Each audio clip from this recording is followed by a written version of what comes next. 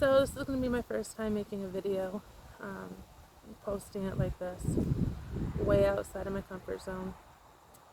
I don't have a link in the bio or a place for you to subscribe. I really just felt compelled to share the message that I woke up this morning with. And I receive these downloads every day.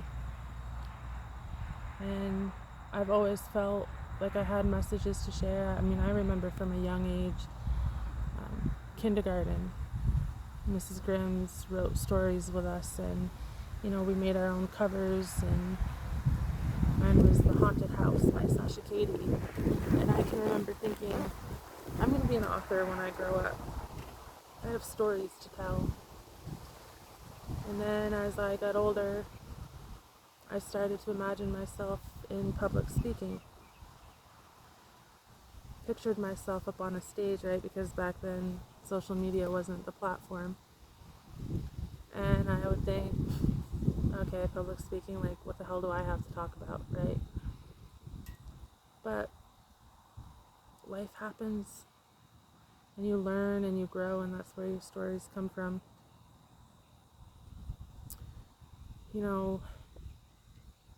Anyone that's really on a awakened journey, discovering themselves, anyone who really understands what that truly means, there comes a point in your development where you start to recognize the subtle difference between messages of your own mind versus information downloads that come from the divine down into your being. It's almost a different voice. I've learned to start integrating those messages and meditating on them, and I don't mean coming out here and being like, oh, I mean like taking the information that I've received and contemplating it while I'm doing my daily tasks, asking myself what that information means to me and why I received it. And so, and short disclaimer here, I've struggled my whole life with ADHD. That's had all kinds of different names throughout the years. But how I understand it now is that my brain is actually wired differently than people who don't have the disorder. It's actually a deficiency of dopamine. Add to that for the better part of my adult life, I was in a life of domestic violence, which keeps you on a constant loop of adrenaline, fight or flight, just constant scanning for threats. Being dopamine deficient and on a constant loop of adrenaline will wire your brain in ways that are hard to rewire.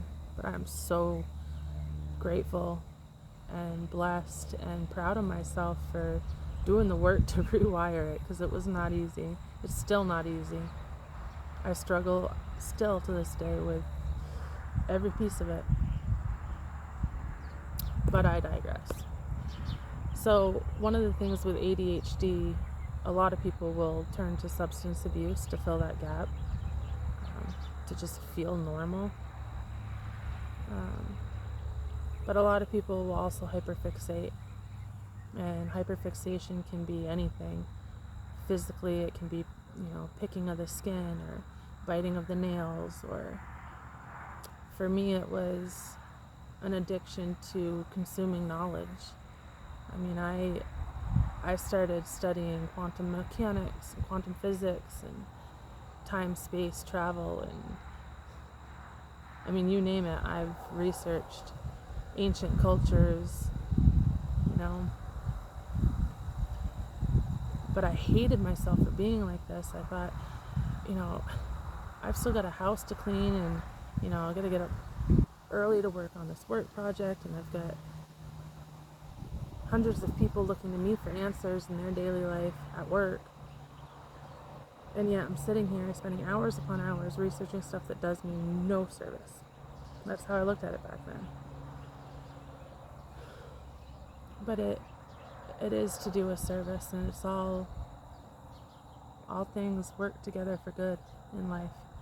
And it is that which makes me different. That is the exact thing that is my gift to the world. It is the exact thing that the world needs from me. So this morning, the message that I received, and I say it in that sense because I wholeheartedly mean it was not my thought. It was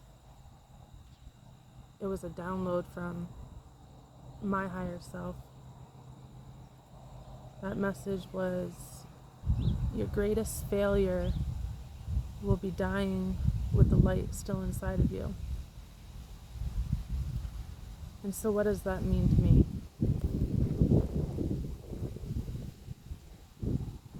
You know, when I was 21, I had an incident that almost took my life.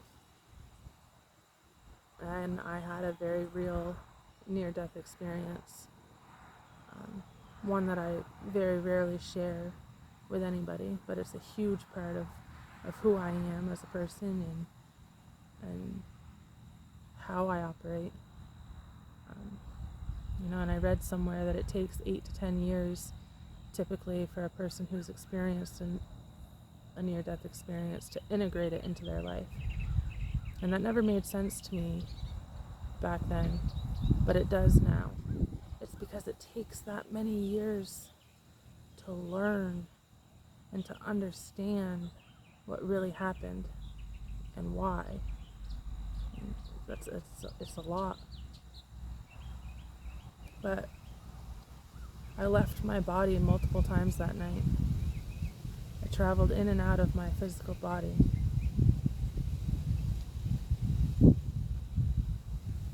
I traveled into this place of light, and bear with me because this is something that for 10 years I've never been able to put into words.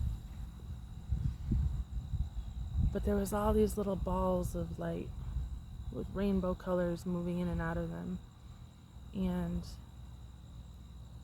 as they came towards me, I could feel their core essence, their core energy, like not their job title or their physical looks or any of the earthly things that we would recognize in someone. I could feel their energy on a vibrational scale of emotion, I guess. And I could communicate back and forth with these lights telepathically. I mean, we're balls of light, we don't have lips, we don't have, it's just a telepathic sharing of knowledge and energy.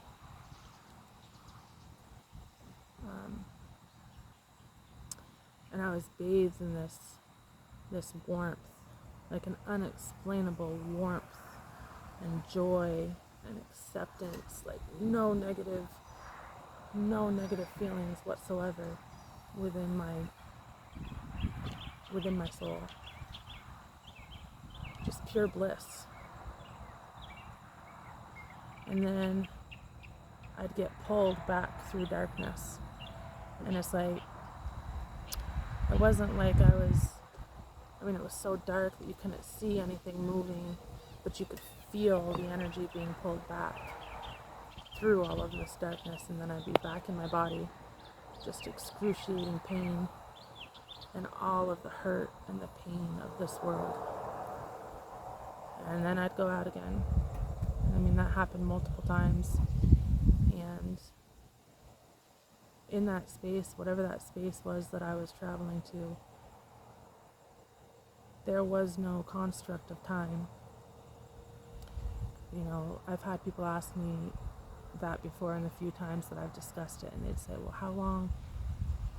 You can't say how long. It's like a moment in time, but all of time and existence happening in that one moment. I still don't feel like this makes earthly sense, but it's the best way I can describe it. I'm trying.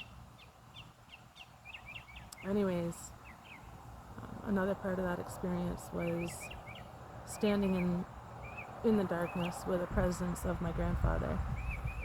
And my grandfather Buddy passed away when I was probably 4th or 5th grade.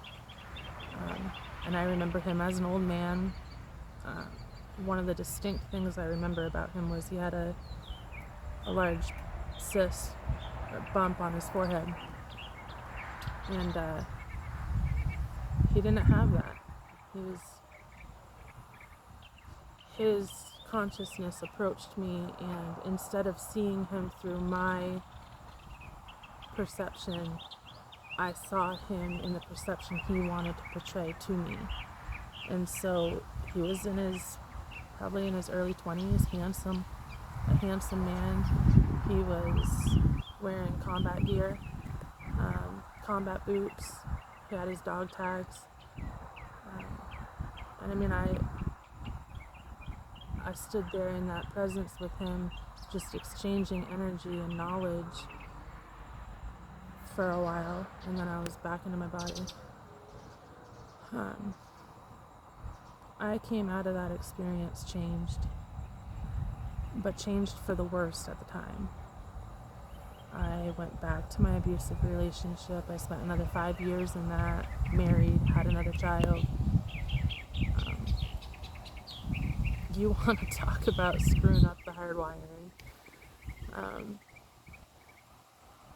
But here I am now. And today I am in a beautiful place. Birds are chirping, the sun is shining, breeze is blowing. Life is good. Life is so good. And the message that I woke up this morning with was, your biggest failure will be dying with the light inside of you. And one of the biggest things that I learned about that experience was that, there's been a lot of times in my life since that happened that I just didn't want to be here. And anybody who knows me in my personal life would never think that about me, that I'd be in a place where I just wanted out of this world. I've always tried to hold that light, to hold a smile no matter how hard things were. But to feel that much unconditional love and acceptance and joy and bliss and perfection in my own soul, and then to come back to the ugliness that can be in this world sometimes. It's painful. It hurts. But I truly believe that I felt that and I experienced that because I am meant to hold that light and bring it to this earth. During the height of the COVID stuff, I did choose not to vaccinate.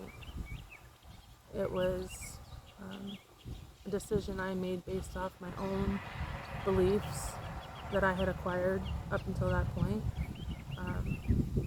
There were certain vaccinations that my children never had prior to COVID ever being a thing. This was something that I believed in my soul prior to any of these issues.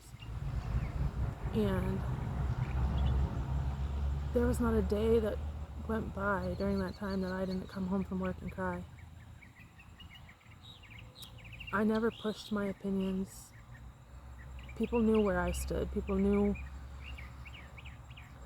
They knew how I felt, but I never made a big deal of it. I went on about my day, understanding that my choice was my choice, and never pushing or making people feel like they were wrong for being different than me. And I can't tell you the number of times that I cared about these people. I cared deeply about these people. And they would stand in front of me knowing where I stood on things, knowing how I felt. And they'd say things like, excuse my language, but they'd say, well, if these ignorant fucks that are too selfish to go get their vaccine would just do it, we wouldn't be in this problem anymore. They all ought to drop off the face of the earth.